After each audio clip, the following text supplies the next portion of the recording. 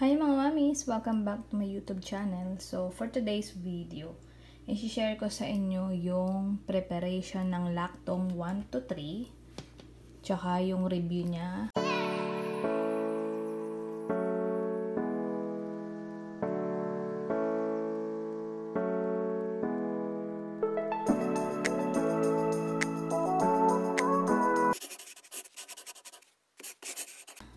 Kung ano yung effect niya, kung okay ba siya sa anak ko. So, si Matt ngayon is 1 year old and 9 days.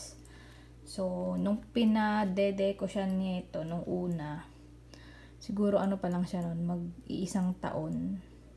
So, parang 10 days na lang, isang taon na siya. Ayaw niyang dedehin. Ayaw niya talagang itry. Actually, nag-infamil gently siya. Tinry ko ng ilang beses. Ayaw din niya, pinupush niya talaga. Pero, nung eksaktong nag-isang taon siya, 1 year old siya, as in, nung araw ng birthday niya, kasi wala na akong mapam, breastfeeding kasi siya. So, from the start, simula pinanganak ko siya, breastfeed na talaga siya. So, hindi ko siya in-alternate sa anumang gatas.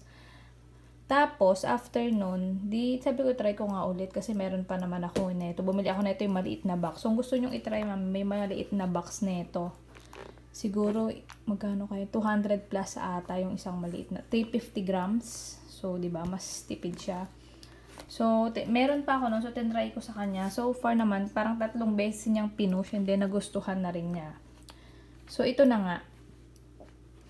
So, pero bago ko mag-start, ayan.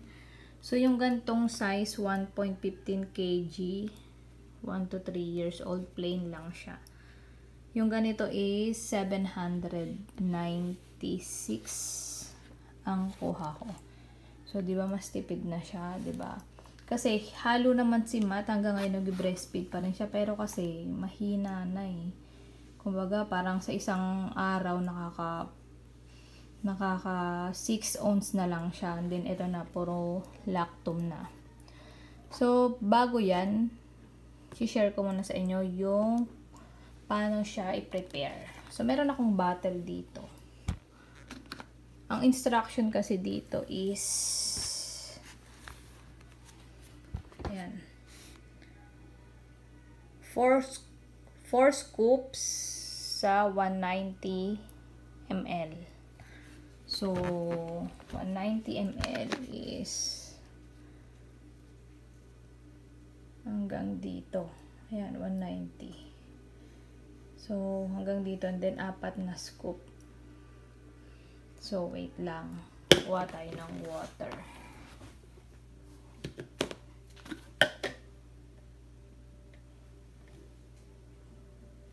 So, 190.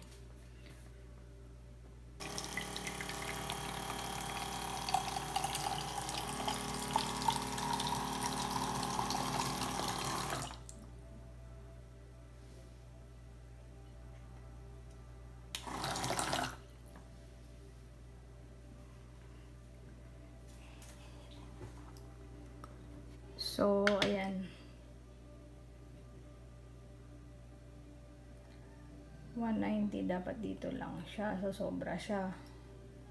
Nandito. So, bawasan natin. Ayan.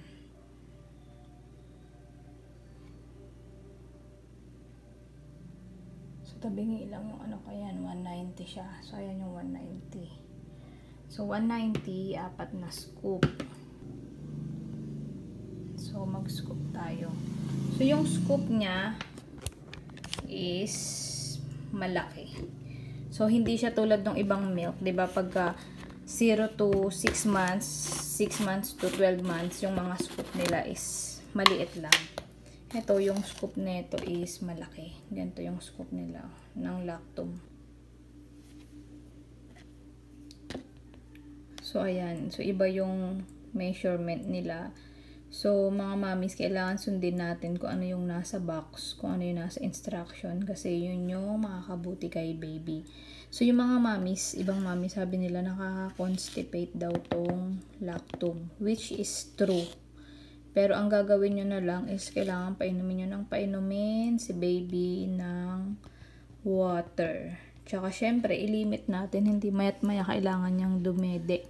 Kasi mayroon namang instruction dito kung ilang beses lang siya magdede sa isang araw. Parang 3 to 4 bottle a day. So, ayun. So, titimplahin na natin tong ating gatas. So, ayan na. Nakikita nyo, 190 ml. So, ang una nyo dapat ilagay is yung water. Yung iba kasi, nagtitimpla. Milk muna bago yung water. Which is wrong. Kasi, kailangan water muna. Para masukat yung mabuti. Kasi pag may milk na yan, tumataas na yan. Nag-iiba na yan ng measurement. So, ilalagay muna natin tong milk. 1. So, kailangan sakto. Hindi yung kulang, hindi sobra. Hindi puno.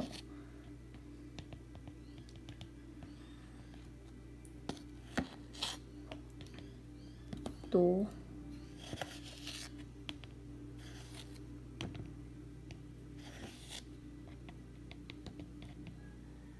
3.